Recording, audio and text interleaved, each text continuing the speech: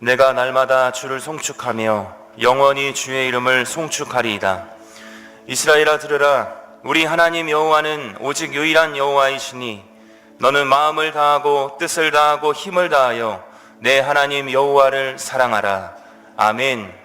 우리 전심으로 하나님 아버지께 찬양을 드립시다.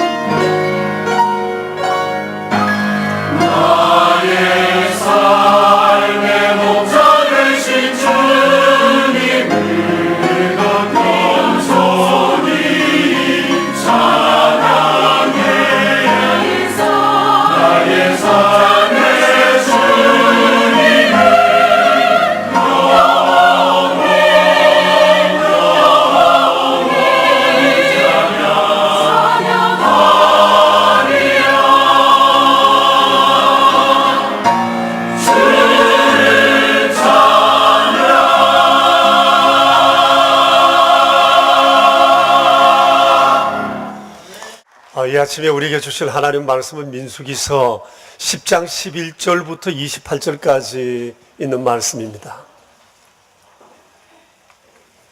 민수기서 10장 11절에서 28절에는 말씀입니다.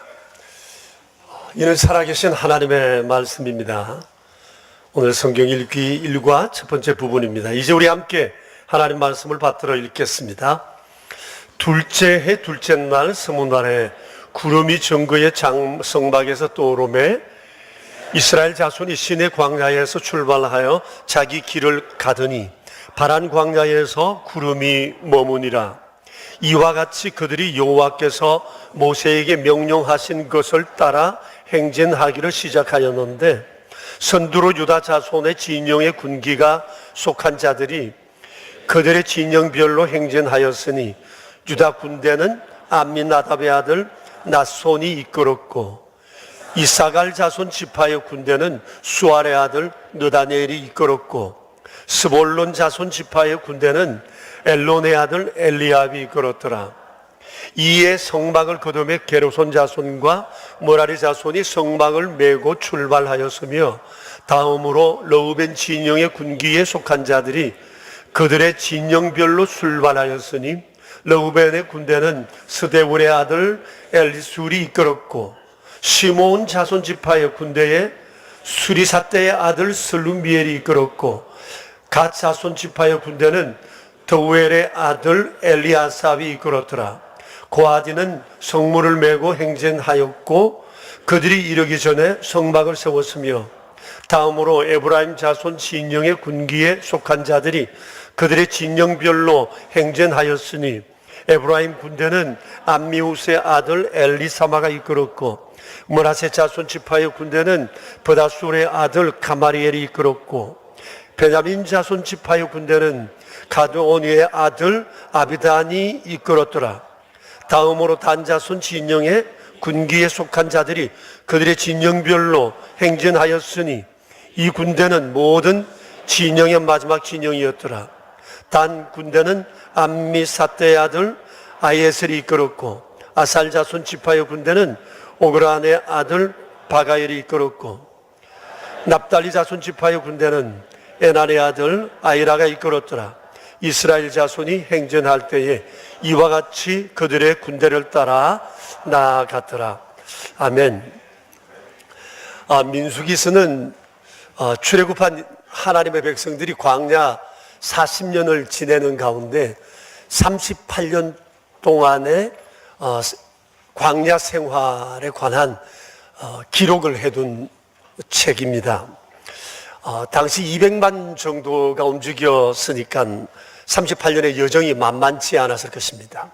그래서 그들이 38년 동안 겪었던 내용들이 고스란히 민수기서 38장에 담겨 있습니다. 금주에 여러분들이 성경을 읽으시면서 그런 삶의 자취들을 보게 될 것입니다. 자신의 삶과 비교하면서 어떻게 이 인생 광야길을 믿음으로 걸어가야 할까 고민하고 기도하는 그런 축복의 시간이 되었으면 좋겠습니다. 당시 38년의 기간 동안의 여정을 지도로 표시하면 이렇습니다. 저기 녹색 부분이 있는 곳, 저곳이 애굽 그 아래쪽 전체인데, 람셋이 특별히 물도 좋고 농사도 잘 뜨고 목축도 왕성한 지역이었습니다. 자, 그곳에서 시내 광야로 와서 바란 광야와 신 광야 쪽을 거쳐서 모압으로 올라간 이 전체 여정이 40년 걸렸습니다. 람셋에서 출발해서 시내 광야까지 오는 길은 그리 멀지 않았습니다. 한 2주 정도 걸렸을 것입니다. 그리고 시내 광야에서 그들은 람셋에서 시내 광야까지 전체 일정을 얘기한다면 한 1년 정도, 만 1년은 안 되는데 1년 정도 머물렀습니다. 그리고 바란 광야와 신 광야 쪽에서 38년을 머뭅니다. 오고 가면서. 그러다가 마지막 1년을 가데스 바네아라는 곳과 이 모압이라는 곳에서 1년을 보내어 가나안 땅에 들어가게 됩니다. 이 40년의 여정이 아주 정확하다 그렇게 말하지는 못하지만 성경을 통해서 보면 대충 이런 관련 속에서 그들이 40년을 광야에서 보내었다 말할 수 있습니다. 그런데 시내 광야에서 모압까지 가려면 열흘쯤이면 충분히 갈 수 있는 거리였지만 그들이 39년이 걸렸습니다. 왜 그랬을까? 이에 대해서는 그들의 죄로 말미암은 것이기도 하지만 하나님의 특별한 경륜이 있었다고 말할 수가 있습니다. 이 중에서 민수기 이 전체 가운데에서 오늘 특별히 10장은 시내 광야에서 바란 광야까지 3일 여정에 있었던 내용입니다. 여기에 몇 가지 우리가 살펴봐야 할 특징이 있습니다. 오늘은 이에 대해서 우리가 함께 생각해 봤으면 좋겠습니다. 첫 번째는 하나님께서 이 이동 과정에 대해서 사전 언급을 전혀 하지 않으셨다는 얘기입니다. 둘째는 이동 과정에 있어서 질서를 무엇보다도 중요하게 생각하셨다는 거예요. 그 세 번째는 그들이 처음 도착한 지역이 바란 광야였습니다. 왜 하필 바란 광야였을까? 오늘 이 세 가지를 중심해서 우리가 함께 생각을 해보겠습니다. 여러분, 보통 우리가 먼 길을 떠난다면 사전에 이동 과정이나 그 지형 지물에 대해서, 일정에 대해서 얘기하는 것이 보편적입니다. 근데 하나님께서는 200만 명이 움직이는 이 놀라운 대장정에 대해서 한마디도 이동 과정에 대해서 언급하지 않으셨습니다. 왜 그랬을 것 같습니까? 이유는 하나입니다. 날 믿고 따라오라는 거예요. 나만 믿고 따르라는 거예요. 신앙생활이 바로 그것이잖아요. 신앙생활은 하나님을 믿고 하나님만 따르는 거예요. 하나님이 그 백성들에게 원하시는 것은 딱 하나입니다. 아무것도 염려하지 말고 나만 믿으라는 겁니다. 그리고 나를 따르라는 거예요. 40년 동안 하나님께서 이 사실을 그들의 몸에 체득시키고자 하셨던 것입니다. 이를 위해서 본문에 자주 언급되는 아주 몇 가지 단어가 있습니다. 여러분 한번 보실까요? 어떤 단어가 자주 눈에 띄죠? 반복되는 단어가 뭡니까? 이럴 줄 알았으면 제가 좀 상품을 걸 걸. 군대 많이 나오죠. 그 다음에 군기, 또 진영, 행진, 이런 단어들이 많이 나와요. 찾아보시면 굉장히 많아요. 이게 다 군대 용어입니다. 군대 용어예요. 하나님께서 하나님의 백성들에게 군대 용어로 사용하셨어요. 이 대장정을 군대식으로 이끌어 가시겠다는 겁니다. 그런데 하나님께서는 하나님의 백성을 하나님의 군대로 보시겠다는 겁니다. 여러분, 군대엔 군인이 있고 군인에게 군인 정신이 있습니다. 군인 정신의 첫째는 명령에 살고 명령에 죽는 겁니다. 가라면 가고 서라면 서는 것입니다. 군인은 상관의 명령에 복종하는 것을 미덕으로 합니다. 그리고 일상에 있어서 군대의 평소 훈련의 초점은 상관의 명령에 복종하는 훈련입니다. 이런 점에서 요즘 군대에 대한 걱정이 많습니다. 정말 유사시에 상관의 명령에 복종하여 앞을 향해 나아갈까? 다들 걱정이 많아요. 군대가 일상에 노는 것 같이 보이지만 수많은 비용을 들여서 군부대에 거주하게 하는 이유가 뭐예요? 유사시에 대비해서 명령에 절대 복종하는 훈련을 항상 유사시를 염두에 두고 행하는 겁니다. 당시 하나님의 백성들에게 40년 동안 하나님께서 훈련하신 그 역시도 하나님만 믿고 따르라는 겁니다. 하나님 명령에 대해서 절대 복종하게 하는 훈련을 하기 위해서 하나님은 40년을 그곳에 머물게 하셨던 겁니다.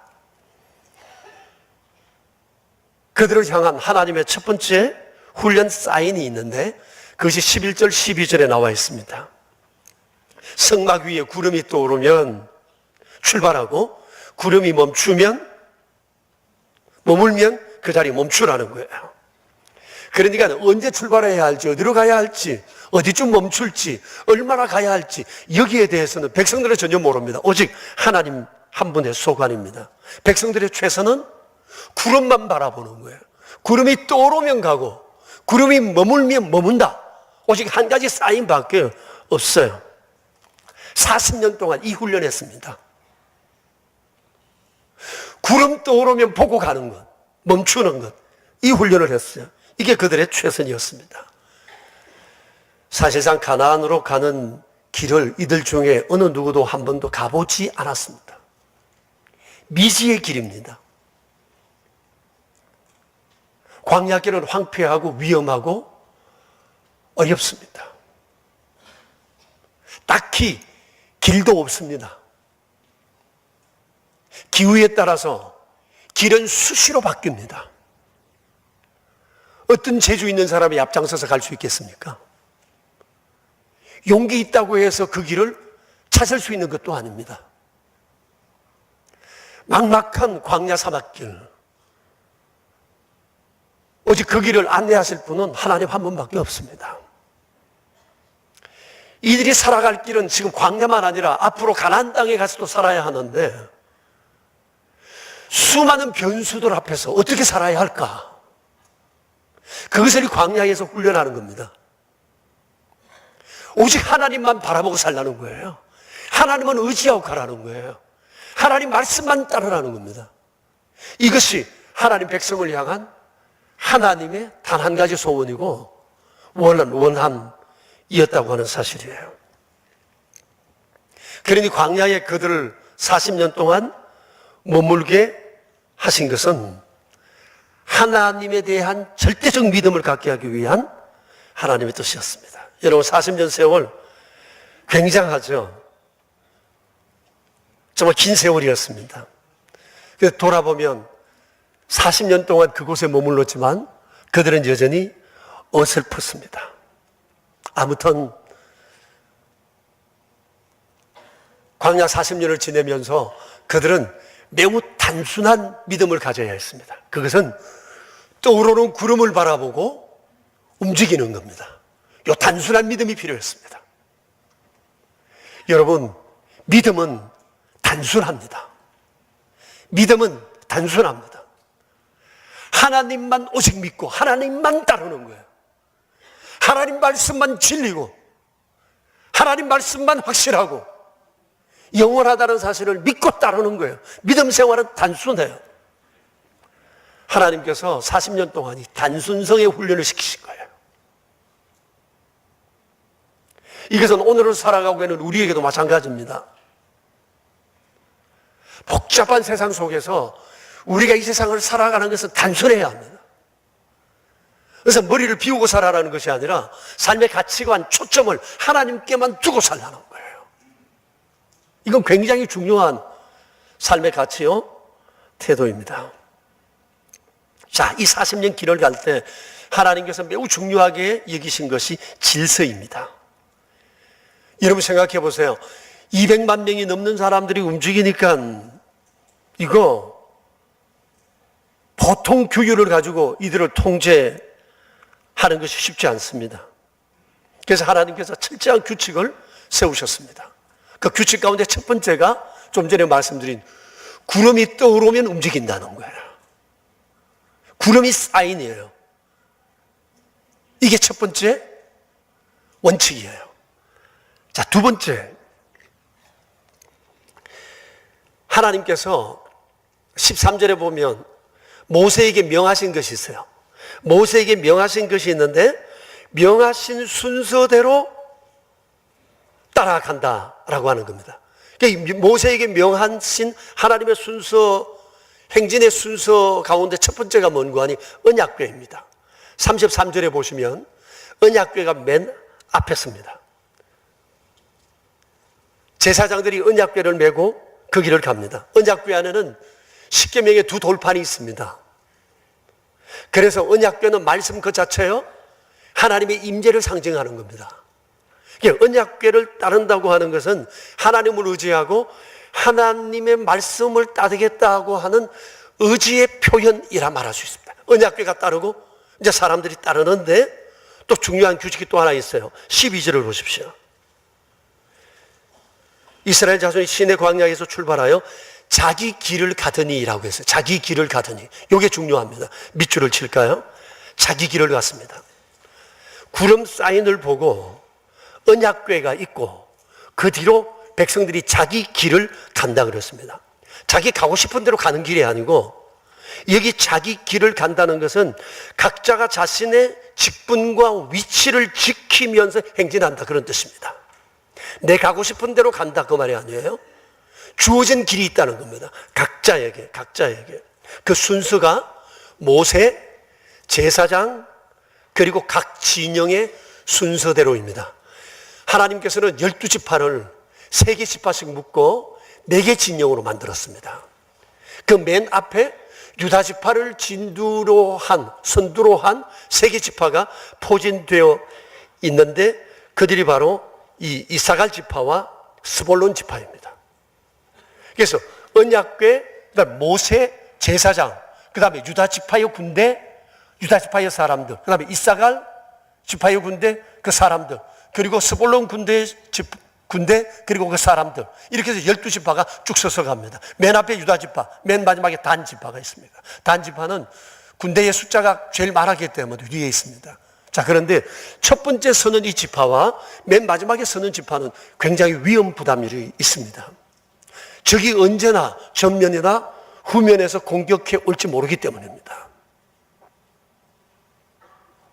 근데 하나님께서는 그 지파로 하여금 앞뒤를 지키게 했습니다. 자, 그런데 17절과 21절에 보면 특별히 게르손 자손과 모라리 자손은 행진 중에 성막을 걷어 성막을 메고 행진해야 했습니다.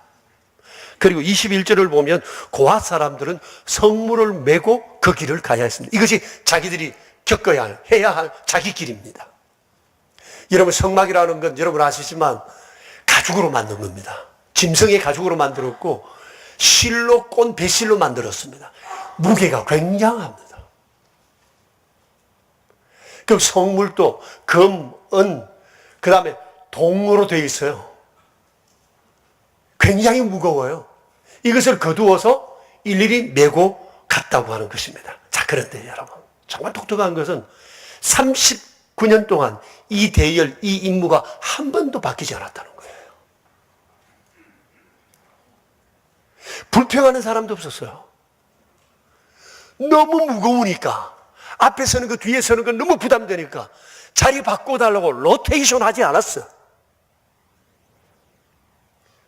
너무 무거운 건 누군가 좀 짊어졌으면 좋겠다 해서 전가하거나 회피하지도 않았어요. 그냥 하나님께서 주신 자기 길, 이게 자기 길로 알고 자기 분목으로 알고 하나님의 명령으로 알고 그 일을 39년을 고수하며 그대로 행했다고 하는 것입니다. 이게 하나님의 질서입니다. 이게 공동체의 질서입니다. 하나님의 질서의 하나님이십니다. 하나님의 질서에 순복하는 자가 복이 있습니다. 그래서 하나님께서는 200만 명이 움직이는 이 일에 자기 길을 알고 자기 길을 가라, 그것을 명하신 거예요. 그러니까 우리에게도 하나님께서 주신 자기 길이 있어요. 교회 공동체 안에 내 길이 있다는 거예요. 내 마음대로 할 수 있는 길이 아니라 하나님께서 하나님의 나라를 위해, 교회를 위해 내게 하라고 주신 일이 있고 길이 있고 위치가 있고 직분이 있다는 것입니다.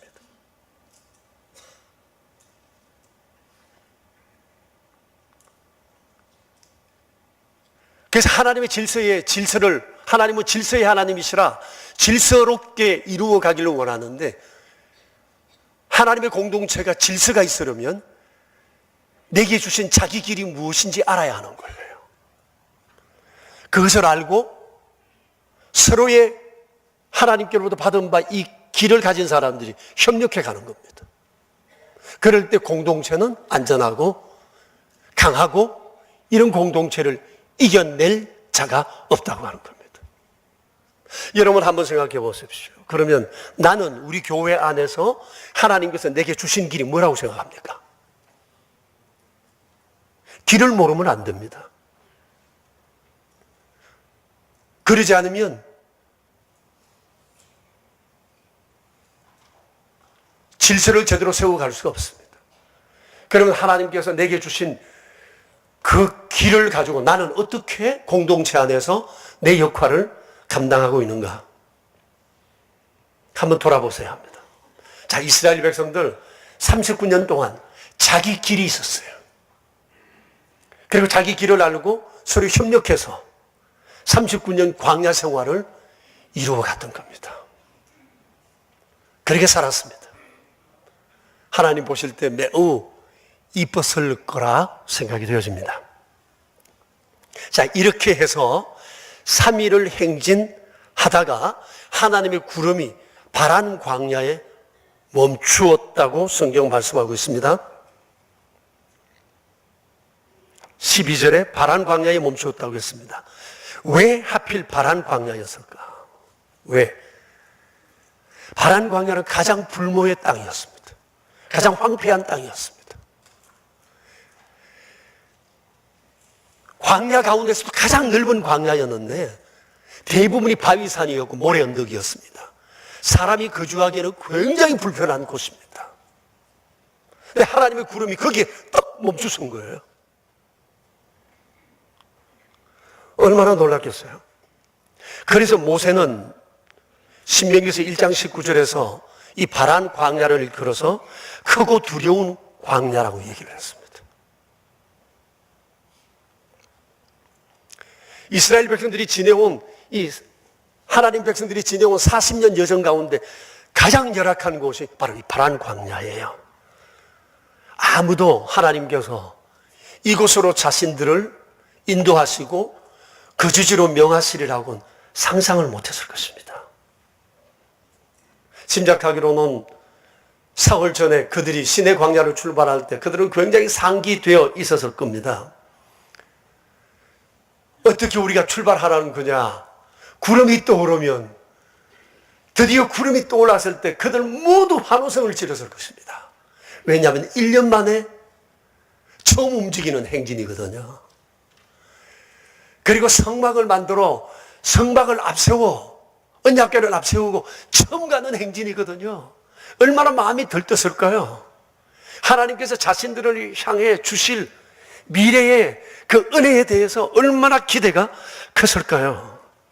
그런데 도착한 곳이 바란 광야였습니다. 충격이었을 겁니다. 설마 이곳으로 이끌이라고 생각을 못했습니다. 또 구름이 또 올라서 인도하겠지. 잠깐 지금 휴식 시간이야 라고 생각했는데 아니요. 짐 풀고 여기서 머물러야 했습니다. 거기서 도대체 어떻게 머물러 지낼 수가 있을까요? 너무 어려운 거죠. 여러분 생각해 보십시오. 만일 우리가 하나님 열심히 예배하고 온 힘 다해 온 마음 다해 주님 섬기고 봉사하고 사역하고 하나님 잘 섬기고 헌금도 잘 드리고 주일 성수도 잘하고 이렇게 살아오면서 하나님 앞에 기대하는 바가 참 많은데 일이 잘 안 풀려요. 일이 꼬여요. 내 하는 일 주변이 다 바위 산 같고 모래 둔덕 같은 것들만 있어요. 환경이 편치를 못해요. 도대체 원하는 대로 풀려지는 게 하나도 없어요. 기분이 어떨까요? 이것이 지금 당시 하나님의 백성들의 마음의 상태였습니다. 힘들었을 거예요. 그래서 결국 우리가 우려하는 대로 사단이 나고 말았습니다. 11장 1절을 보세요. 상황이 이렇게 전개되자 그들이 어떻게 했어요? 백성이 악한 말로 하나님을 원망했다고 그랬습니다. 성질을 부린 겁니다. 뭐라고 원망했을까요? 악한 말로 원망했다고 그랬으니까 좀 못된 말 했겠죠? 200만 명이 원망을 했어요. 그 중에 누가 제일 원망했을까요?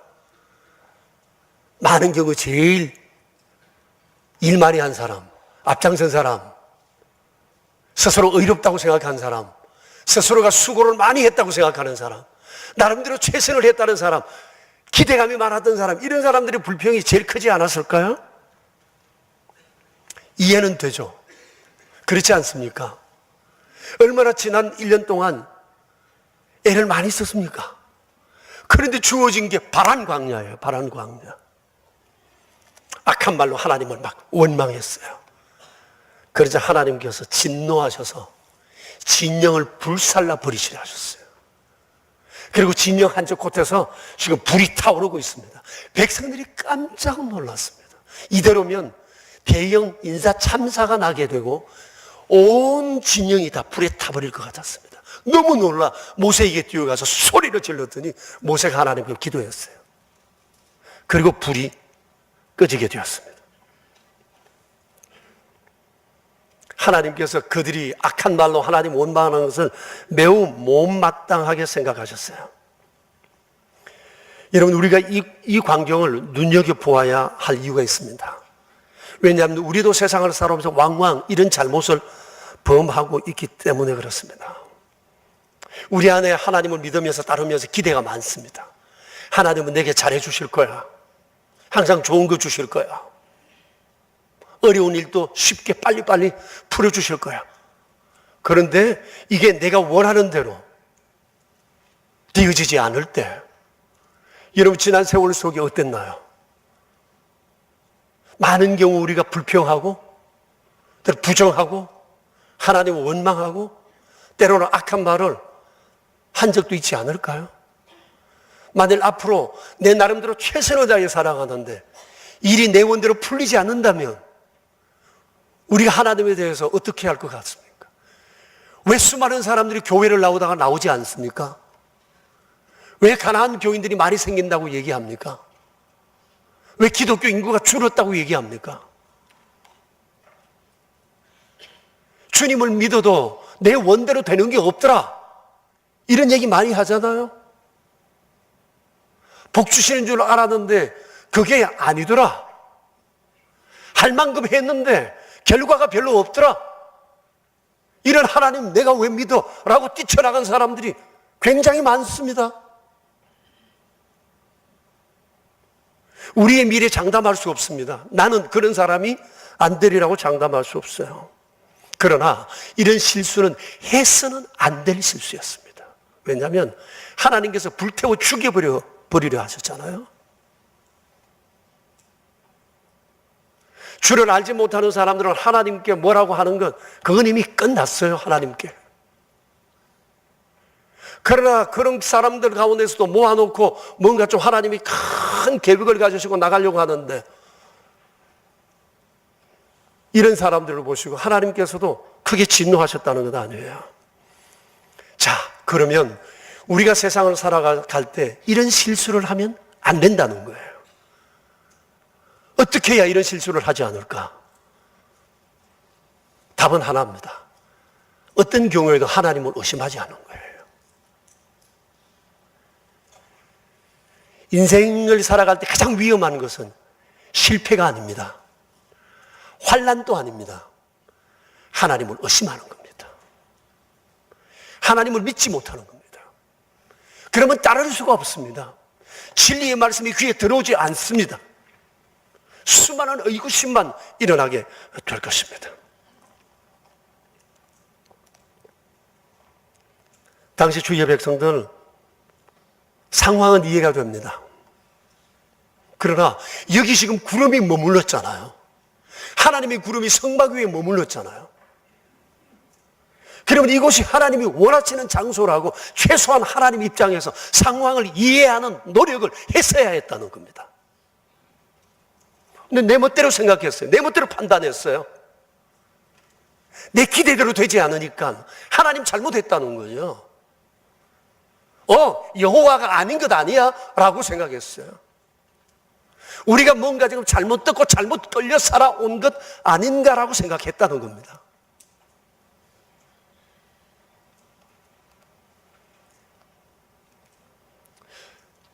신앙생활을 하면서 우리가 이럴 경우 왕왕 있습니다.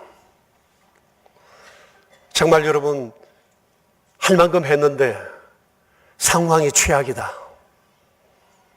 이러면 일단 입을 닫으셔야 합니다. 입을 열면 불평하게 되어 있습니다. 원망하게 되어 있습니다.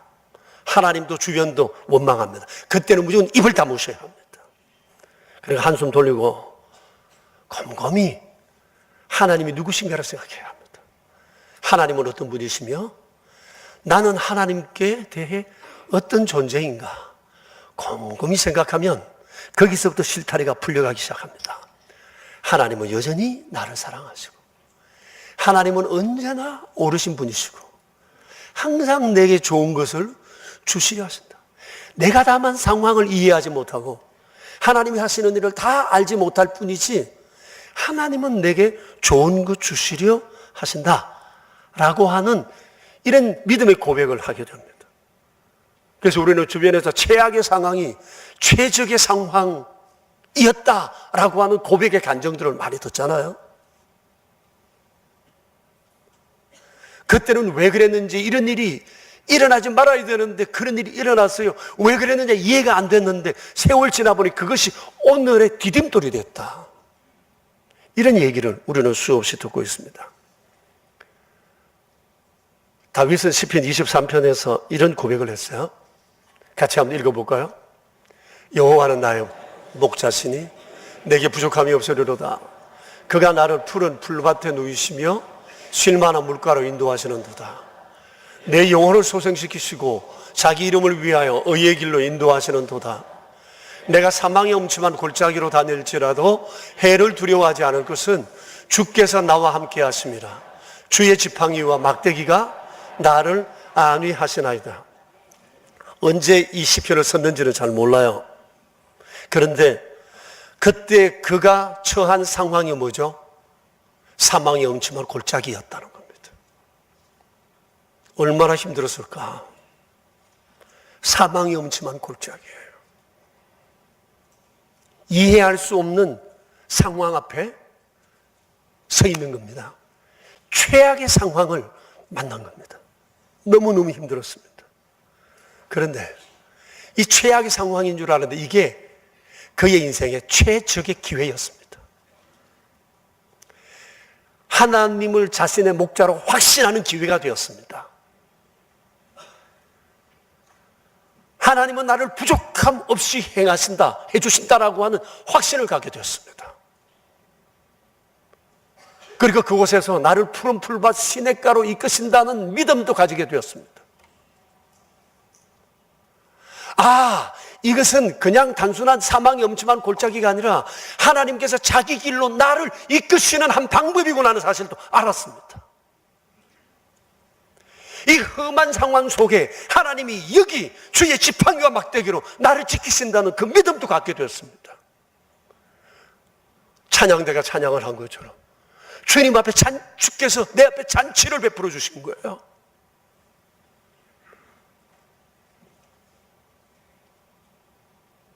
최악의 상황이라고 낙심하고 원망하고 악한 말로 하나님을 의심하면 안 되는 것이 왜 그래야 하는지를 다윗은 우리에게 지금 얘기해 주고 있습니다. 혹 지금 성도 여러분 가운데 자신이 마치 험한 광야에 내던져진 것과 같은 그런 상황을 경험하고 계시는 분이 혹 계십니까? 사망의 음침한 골짜기 같은데 내가 지금 처박혀 있고 보이는 곳은 온통 주변에 바위산이요 모래뜸이요, 내가 거주할 곳은 정말 안락한 곳이 보이지 않는 그런 곳이라고 혹 생각되는 분이 계신다면 오늘 우리 주의 백성들이 실패한 이 과정을 우리는 걷지 말아야 합니다. 어떤 경우도 하나님 의심하면 안 됩니다. 하나님 허락 없이 일어나는 일은 세상에 아무것도 없습니다. 다만 우리가 모를 뿐입니다. 이해하지 못할 뿐입니다.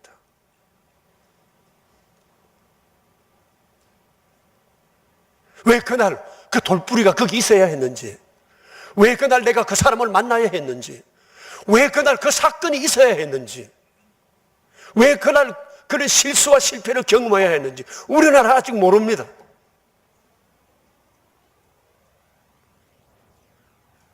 하나님의 세상 통치를 의심하면 안 됩니다. 도무지 이해되지 않는 상황이라 할지라도 하나님을 의심해서 안 됩니다. 하나님은 언제나 좋으신 분이세요. 우리에게 좋은 거 주시기를 원하시는 분이세요. 우리가 잘 되기를 원하시는 분이세요. 하나님을 의심하면 안 됩니다. 그리고 믿어야 합니다. 지금도 하나님의 구름 기둥이 내 위에 있다. 하나님이 허락하지 않고는 오늘 내가 여기 있을 수가 있는 게 아니다. 하나님이 머문 그곳에 내가 있다. 이 믿음을 가져야 합니다. 내가 하나님을 끌고 다니는 것이 아니라 하나님이 앞서가서 내가 주를 따르는 이런 상황이라는 믿음을 우리가 가지고 주님을 따라가야 하는 것입니다. 이 믿음을 가지고 갈 때 메마른 광야는 시내가 되고 강물이 될 줄 믿습니다. 여러 예전에 미국에서 목회하시는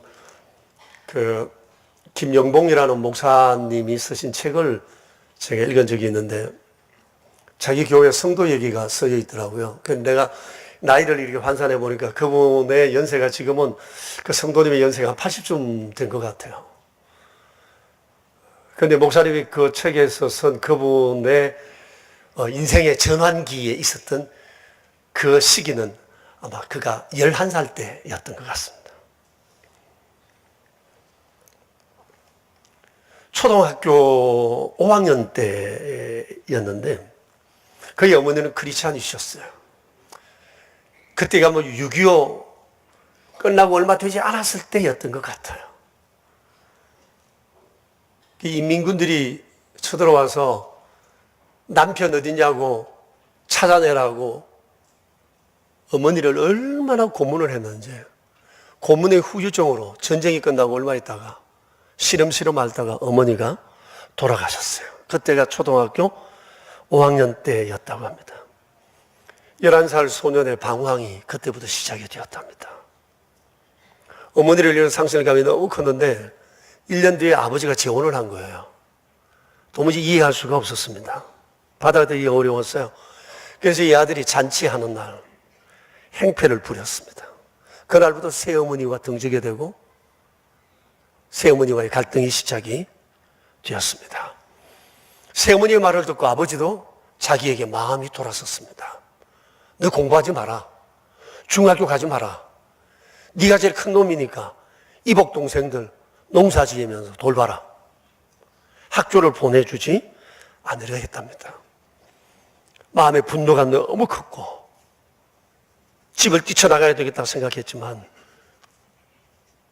용기가 나지 않았습니다.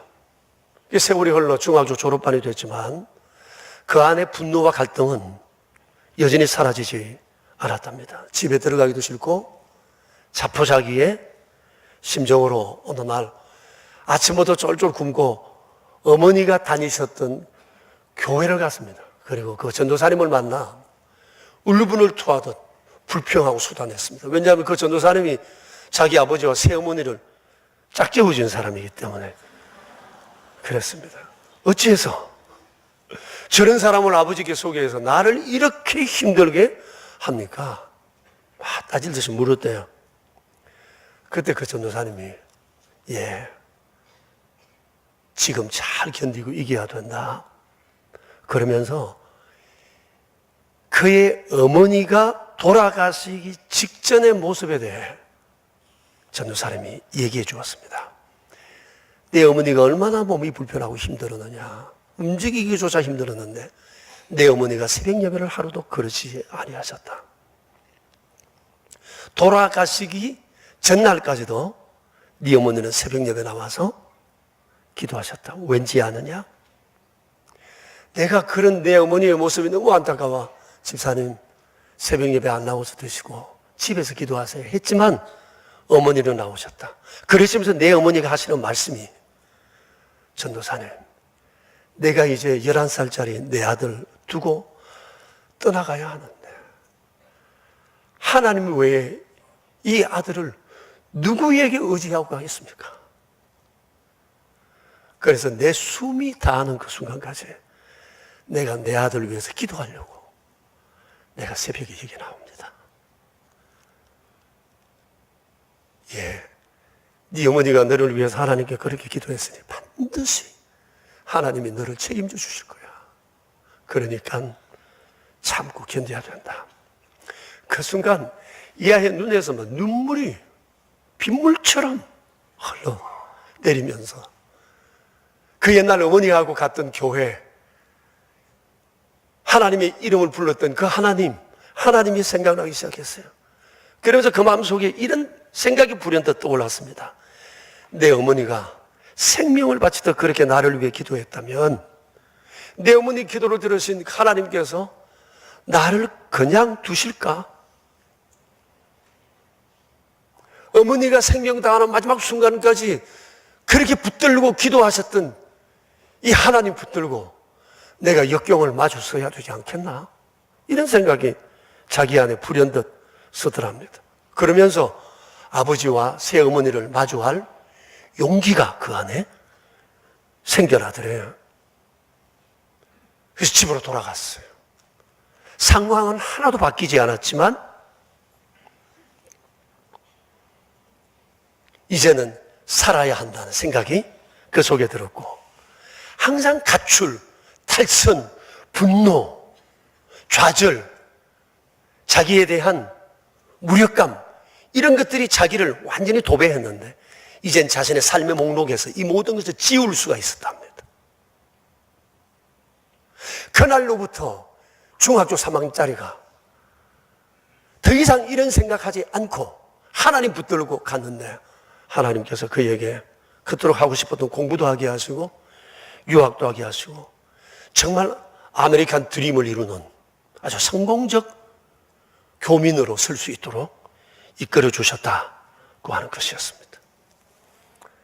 여러분, 돌아보면 살아오는 동안 인생의 광야를 경험하지 않은 사람이 누가 있을까요? 누구에게나 인생의 광야가 있습니다. 다만 두 가지로 나누어질 겁니다. 한 사람은 어떤 경우도 하나님만 바라보고 하나님 따라가는 사람, 어떤 사람은 따라가면서 또 하나님을 의심하며 원망하며 악한 말을 하며 따라가는 사람, 둘밖에 없을 것입니다. 사랑하는 여러분, 지금 시대가 굉장히 어렵습니다. 개인적으로, 국가적으로, 사회적으로 몹시 어렵습니다. 누가 우리를 지켜줄 것 같습니까? 미국입니까? 중국입니까? 일본입니까? 러시아입니까? 북한입니까? 이 땅의 정당들입니까? 누가 우리를 지켜줄 것 같습니까?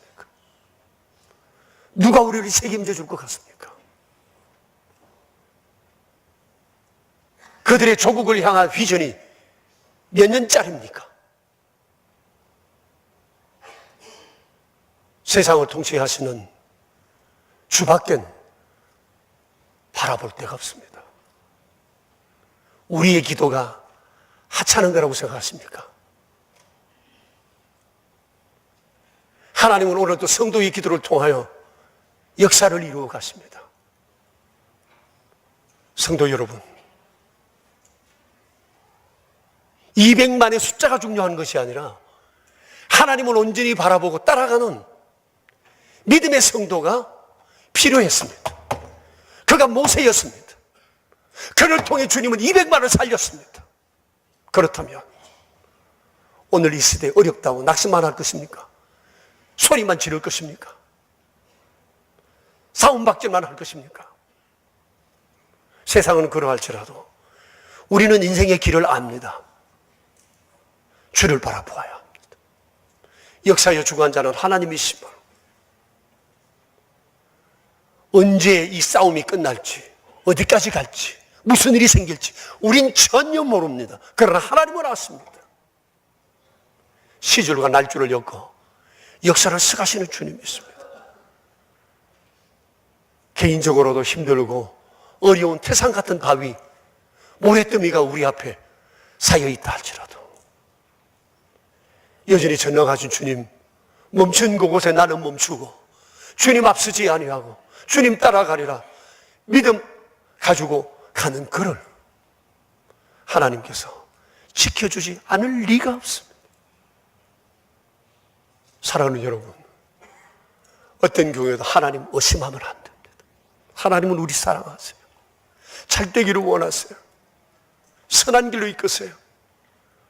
주님만 온전히 바라보고 믿음으로 승리하는 우리 되길 바랍니다. 우리 좀 전에 불렀던 노래 찬송 같이 하겠습니다. 내 영혼은 안전합니다. 세 번째 곡 띄워주세요.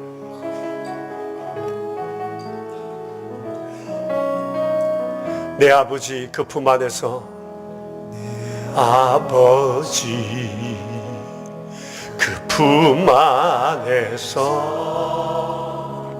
내 영혼은 안전합니다. 주 손길로 내 삶을 안으시니 그 평강이 나를 덮습니다. 주 약속 안에서, 주 약속 안에서 내 영혼 평안에 내 뜻보다 크신 주님의 계획 나 신뢰해. 두려움 다 내려놓고 주님만 의지해. 주 안에서 내 영혼 안전합니다. 내 아버지, 내 아버지 그 품 안에서 내 영혼은 안전합니다. 주 손길로 내 삶을 안으시니 그 평강이 나를 덮습니다. 주 약속 안에서, 주 약속 안에서 내 영혼 평안해. 내 뜻보다 크신 주님의 계획 나 신뢰해. 두려움 다 내려놓고 주님만 의지해. 주 안에서 내 영혼 안전한. 두려움 다 내려놓고, 두려움 다 내려놓고 주님만 의지해. 주 안에서 내 영혼 안전합니다. 우리 함께 기도합시다. 1분 동안 자신을 돌아보며 기도합시다. 우리의 조국 주 앞에 맡깁시다. 우리 함께 합심해서 기도합니다. 자비로우신 주님, 주님, 주님, 주님, 주님, 우리 비면서 주님, 주님, 주님, 주님,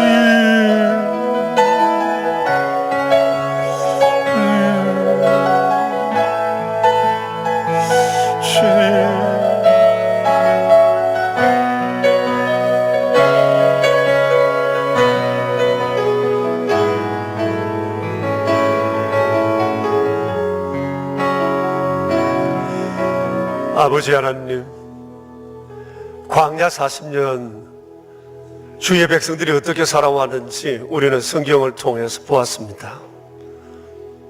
사실은 30년만 아니라 앞으로 살아갈 평생의 삶을 염두에 두시고 주님은 40년을 그들에게 훈련하려 하셨습니다. 오직 나만 바라봐라. 믿어라. 나 믿어라. 그럼 나 믿고 따르라. 정말 주님은 죄가 있으시다면 우리를 사랑하신 죄밖에 없으신데 이 사랑을 의심하고 좌절하고 악한 말로 원망했던 사람들을 우리는 보았습니다. 자비로우신 주님, 지난 세월 저희도 그들과 별반 다름이 없었습니다. 하나님에 대한 의심이 많았습니다. 악한 말로 원망할 때도 있었습니다.